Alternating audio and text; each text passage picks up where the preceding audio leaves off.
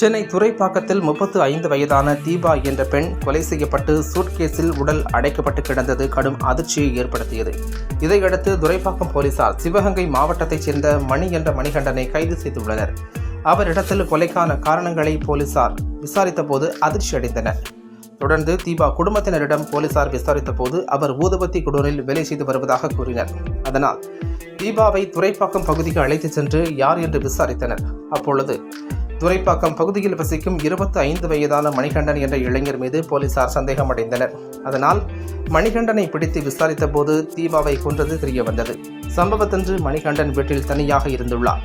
அப்போது அவர் தீபாவை செல்போனில் தொடர்பு கொண்டு தனிமையில் இருக்க விலை பேசி இருக்கிறார்.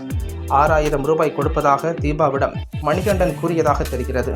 ஆனால் தீபா கூடுதல் பணம் கேட்டதாக சொல்லப்படுகிறது. இதையடுத்து மணிகண்டனின் வீட்டிற்கு தீபா வந்திருக்கிறார். பின்னர் பணம் கொடுப்பதில் இருவருக்கும் இடையே வாக்குவாதம் ஏற்பட்டுள்ளது. அந்த ஆத்திரத்தில் கொலை நடந்துள்ளது.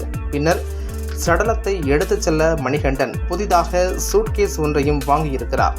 பின்னர் தீபாவின் சடலத்தை சூட்கேஸில் வைக்க வசதியாக துண்டு துண்டாக வெட்டி எடுத்துச் சென்று வீசியுள்ளார்.